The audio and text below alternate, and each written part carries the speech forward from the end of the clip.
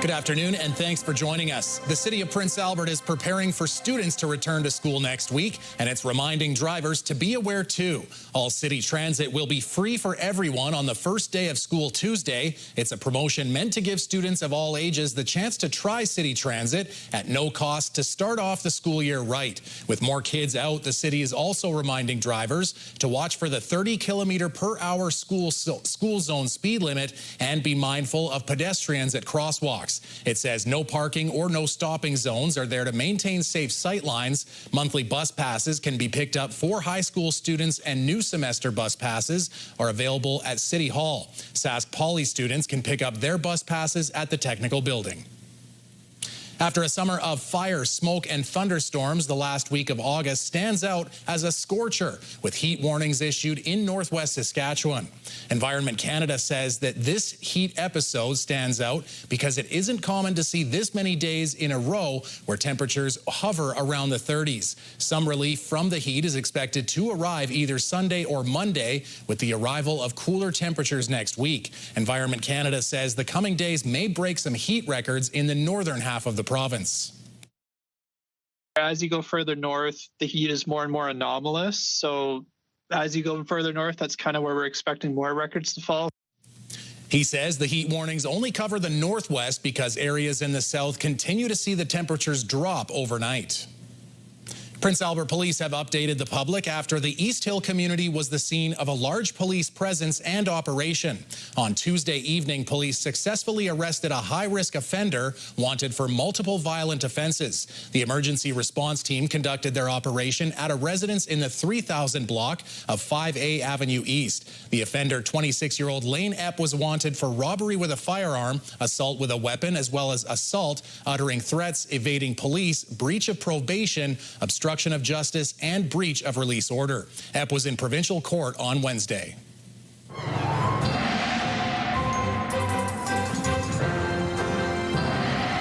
There you go, Jeff. I ruined it more than the odd time, but I ruined it again. They say it's going to be hot, but what do you say? You know, look, that's exactly the right situation in terms of what we have in our forecast heading into the long weekend. We do indeed have hot temperatures, and of course, you mentioned earlier on that we have these heat alerts that are in place for parts of northwestern Saskatchewan. As we take a look at what's going on in terms of active weather, some of that active weather is starting to encroach along the international border there, coming up out of the Montana area. And as you can see, it's moving into parts of Alberta. A little bit of it getting into Saskatchewan, but generally speaking, that high pressure ridge staying in place, and that means temperatures are going to continue to be hot, and the conditions aren't going to be abated by any cool winds. So it's going to be hot and rather calm situation, but we'll talk about the details later on. Saskatoon's mosquito count is 5 times higher this year compared to this time last year. The city's latest mosquito count captured 25 biting mosquitoes last week, while 5 were captured at the same time last year. However, July's mosquito count was significantly lower compared to 2024. People CTV News spoke with say they've gotten worse in recent days. Like, I was out in my front watering for like 3 minutes, and I think I came in with like 3 different bites. Just this week, they all of a sudden came out. I thought we were free this summer from mosquitoes, and then all of a sudden, bam. I feel like they got worse, like, really recently. The mosquito count report says the hotter it is outside, the faster mosquitoes develop. Going back to school is getting more expensive for parents across the province. With many students back in class after the long weekend, the rush is on to get last-minute supplies to start the year. The Salvation Army in Saskatoon says its demand for its backpack program, providing essential supplies for low-income families, has seen demand rise more than ever. The program filled up in 2 days, with dozens of families having had to be turned away because of demand. The Retail Council of Canada says we're not immune to tariffs from the U.S. government levied against China and other countries in Southeast Asia, which source a lot of your typical school supplies, from pencil cases to calculators. Those are all directly impacted by U.S. tariffs, and as a result, the ripple effect as it impacts the global pricing, including those into Canada. Graham says more people are finding supplies on secondhand stores or brokering deals on Facebook Marketplace to find additional savings. The Saskatoon Fire Department's water rescue team sprang into action in the South Saskatchewan River earlier today. Crews were called just before 8:30 for a vehicle in the river near the Broadway Bridge. Once in the water, they determined the vehicle was empty. The fire department was able to get the vehicle closer to land and help a tow truck remove the vehicle from the river. There's no word on how the vehicle got into the water or where the driver went. Uranium companies Cameco and Orano have finalized an agreement with Rise Air for transportation services for their workforces. It lasts about 15 years, worth about $500 million. It will see Rise Air provide transportation for workers getting to operations in northern Saskatchewan. That will allow the Indigenous-owned airline to upgrade facilities, invest in modern equipment, and expand training and hiring. Usually those contracts were for less than 3 years. Rise Air is owned by Athabasca Basin Development and Prince Albert Development Corporation. The annual ban on pruning elm trees will be lifted in the coming days. As of Monday, residents can once again prune their trees. The ban is in place between April 1st and August 31st each year to reduce the spread of Dutch elm disease, a fungus spread by elm bark beetles that kill elm trees. The fresh cuts from pruning can attract the beetles and spread the disease to healthy trees. Several trees recently had to be removed in a handful of Saskatoon neighborhoods after Dutch elm disease was confirmed. Hot weather, thunderstorms, and hail were all seen in different parts of the province as harvest continues to fall behind the average pace. So far, 12% of Saskatchewan's total crop is in the bin. That's below normal for this time of year based on 5- and 10-year averages. Southwest Saskatchewan obviously furthest ahead with nearly a quarter of the harvest complete, while other areas, particularly in the north, are just beginning. Winter wheat and fall rye are furthest ahead, followed by peas. The Saskatchewan NDP is calling out the Coachman Motor Inn in Regina being used as temporary accommodation for clients who use social services. Earlier this week, clients and advocates raised concerns over the conditions at the motel. Clients say the rooms are filled with cockroaches and bed bugs with drug activity taking place outside. The NDP says it's shameful what the Sask Party is doing to vulnerable people. To put clients in conditions like this is unacceptable. They should be reviewing and inspecting these hotel rooms. I would ask Minister Jensen if he would put his family up in these conditions. I doubt that he would. So perhaps he should come down and have a look at the conditions that they're putting their clients in. In a statement earlier this week, the Sask Party said if a client has a health or safety concern regarding the room, they will look to secure alternate available accommodations as they work with the hotel to address those concerns. A game of beanbag baseball between two senior centers from rival cities brought out the competitive nature in everyone. Brittany Poitras has more. These home runs may look a little different than you typically see on TV, but these seniors from Regina's Queen Victoria Estates and Moose Jaw's Mulberry Estates are just as excited for every hit. We have a little rivalry against Queen Victoria Estates here in Regina, and we like to go back and forth and have a little fun with beanbag baseball. They are competing in the Senior Beanbag Baseball Championships to see who will get the trophy and bragging rights. Although there's healthy competition here, residents say it's not all about winning.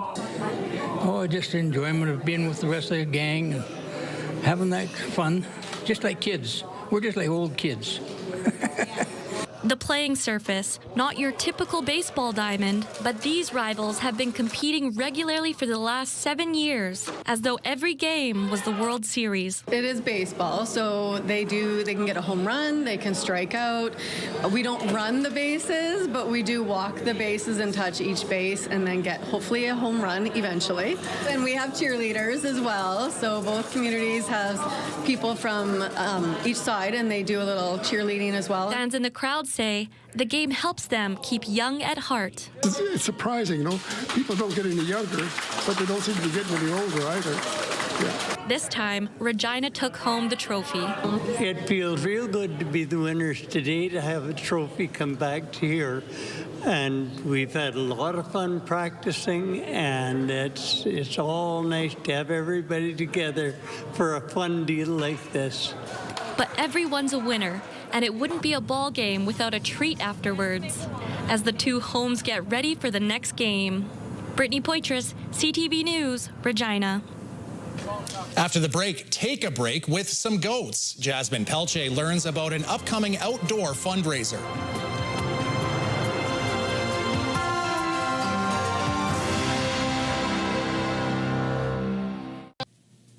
This Saturday, there's a fun outdoor event you can enjoy while also helping equip the Vic. Jasmine Pelche finds out about baby goat yoga. Baby goat yoga is coming up here. Where did the idea to do this come from?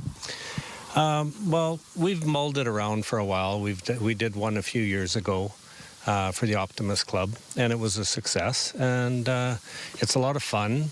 And it's a great way to interact with baby goats. Who doesn't like baby goats? So what is the fundraiser for this year?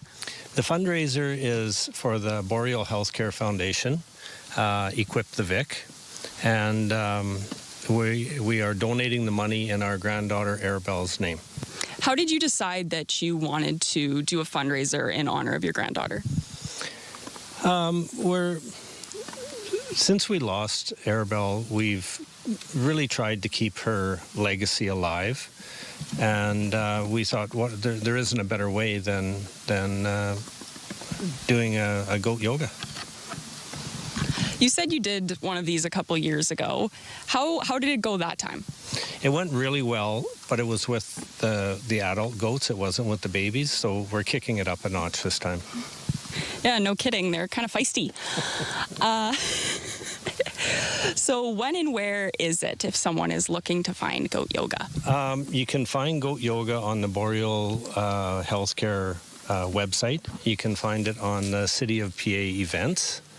And we are located 4 kilometers east on Highway 302. And it'll be Saturday from 9 till 4. Be a great time.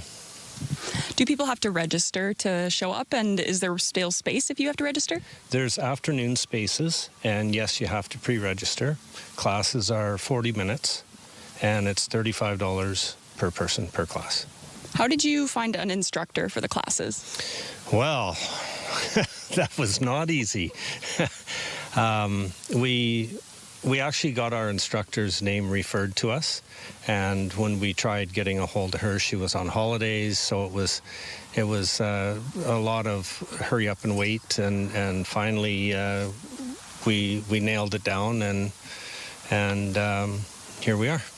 This seems like the kind of thing that involves a lot of prep work. Could you detail some of the preparation that had to go into this? Oh, yard cleanup, and yard cleanup.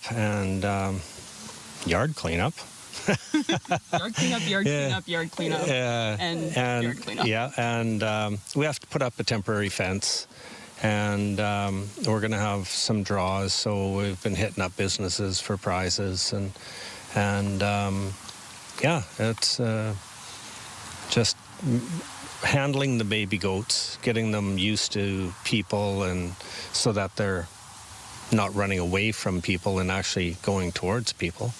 I think we've succeeded in that. In a way, you could say this is beneficial for the participants and for the goats? Yes, for sure.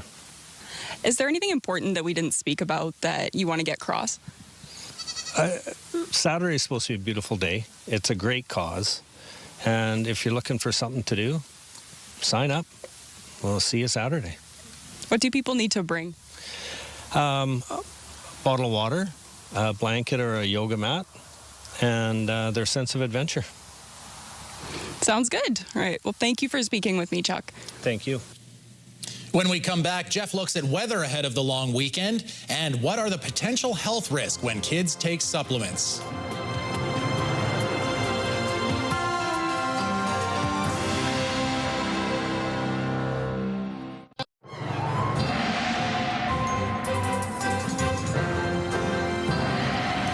So, Jeff, I guess a little bit over a week. Have you got your banjo all tuned up and ready to go?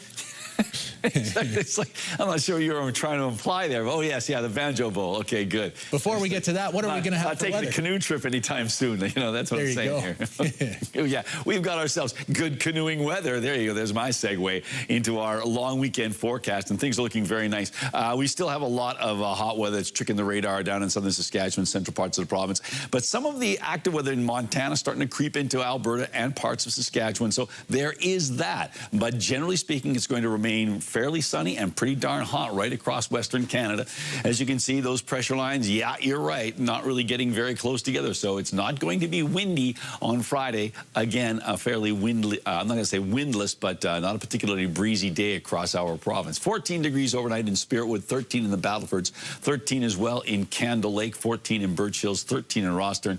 Nipawin, a bit more cloud cover in the overnight period, 15 degrees, but staying clear in Melfort with an overnight temperature of 14 degrees. Now, the high temperatures tomorrow, as you can see, fairly consistently in and around that 31 or 32 degree mark. But let's go through them together, shall we? Mainly sunny and 32 in Spiritwood and the Battlefords and Rostern and Birch Hills and Melfort and Candle Lake. The outlier, as such, is Nipawin, mainly sunny and 33 degrees. Okay, let's take a look at the Prince Albert area. We've got 13 degrees overnight, partly cloudy skies, winds out of the southeast, 10, and backs off. So there you go. We've got another hot and not particularly windy night, so there won't be any breeze to take the edge off the heat. 33 degrees rather, for tomorrow's daytime high, with mainly sunny conditions, winds from the south at 10. So again, another hot day with a southerly flow in terms of the wind. And then as we take a look at the long weekend situation, well, sunny and 32 on Saturday. Sunday, mainly sunny and 29. Holiday Monday, I know this has changed from our forecast from a little while ago, or yesterday or the day before, but now there is a slight chance of showers. 21 degrees, that is a little bit below seasonal. Back to work Tuesday, mainly cloudy and 19. That's certainly below seasonal, and not really changing all that much. Wednesday and Thursday, highs of 21 under mainly cloudy skies, but those temperatures are below seasonal, but as I like to say, they're manageable. So all in all, the long weekend is looking pretty promising. Right now, a little bit of a hiccup on Monday, but we'll have to wait and see. I must have football in the brain because I thought you said 3rd and 3, and would you go for it on 3rd and 3 is the question. Depends on where you are. Exactly. Exactly. What's the score? Well, speaking of all that football talk, as Canadian football cities prepare for what's always a special weekend, the Labor Day Classic is bringing up the best in pregame trash talk. Billboards like this one are popping up around Regina, where Winnipeg is set to face the Riders Sunday. The ad says, "Friends don't let friends wear green," with some Winnipeg Blue Bomber fans celebrating and a Riders fan doing the opposite. The cheeky billboard also has a note that says a public service announcement from the Winnipeg Blue Bombers. Game time is 5 o'clock on TSN. 3 options to his right. That's where he's going to throw. He's looking to the end zone. Joe goes up and he's got it. Unreal stuff from Joe. According to several reports, receiver Ajo is on his way back to the Riders. The Canadian was waived by the Indianapolis Colts after signing with them in the offseason. In his rookie season, the CFL last year, he had 20 catches, 307 yards, and 2 touchdowns in 12 games. The Riders do have lots of depth at Canadian receiver, but Samuel Emilus and Kean Schaefer-Baker are both on the 6-game injured list. Do you have a community event you would like to promote? Or maybe you'd like to draw attention to your organization. Let your local CTV station help you spread the word. Contact us at 306-922-6020 or email panews@ctv.ca. You can appear on CTV Prince Albert's News at 5 and get your message to our viewers.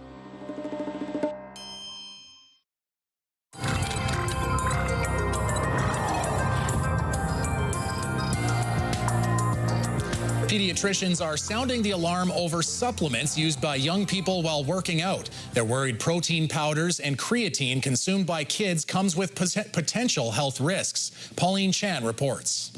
The survey looked at 857 pediatricians across Canada and showed 17% of them had dealt with adolescents who needed medical attention because of dietary supplements or performance-type drugs over the past year. Most of them are related to things like gastrointestinal issues or maybe some sort of like cardiac issues, maybe in arrhythmias, things of that nature. Kidney problems were also common. The vast majority of the patients were boys. More than half were aged 13 to 15, and a third were aged 10 to 12. More than half of the doctors say they never screen regularly for supplements or performance-enhancing chemicals, and a quarter said they had no knowledge about the substances. I think the important thing is just to recognize, especially for parents and pediatricians and healthcare providers at large, is that these dietary supplements in particular are very, very easily accessible. You can buy them at Costco, you can buy them at Shoppers. Items such as whey powder, pre-workout mixes, and creatine are also available online. And lead researcher Kyle Ganson says their use has been increasing in teens recently. Certainly social media is a big proponent of this and obviously influencing a lot of young people to go towards some of these supplements. Use of illegal drugs such as anabolic steroids has also been on the rise in kids, and Ganson says the harms are not just physical. Also things like body image issues or other disordered eating patterns or overexercising, which again can also cause some other problems. He says parents and healthcare providers need to know more about these substances and encourage safe use of them. Pauline Chan, CTV News. Jeff, do you want an energy bar or a muscle triplicator bar? I don't know which to choose. Not sure which. Well, this Louisiana child probably needs a couple because he bounced his way into the record book. It's exhilarating. I can jump higher than usual. I can do more things with it. More skills that you build whenever you get older. So he's cheating there, but there you can see 12-year-old Wilson has made a name for himself with his hobby. He jumps hands-free on his pogo stick. He did it for 30 minutes and 2 seconds, smashing the old record, which was documented in Kids World Records. He says training for this has also taught him some valuable lessons about discipline. And boy, that's got to be one where if you learn or if you're trying to maybe jazz it up a bit or show off for somebody, you make a mistake, you're going to learn a lesson pretty quick there, I think. It depends on how you fall, but yeah, absolutely. You could learn a pretty nasty lesson there. Yeah, but you know what, anybody that's sort of saying, well, I could do that, well, go out and get the record. 30 minutes and 2 seconds. It's only for kids. That one's only for kids. There you go. Exactly. That's true. Good point there. I don't know, do you have any records like that? Any amazing tricks? Just stop. Got nothing? Just stop. We'll have more tomorrow. Have a good night.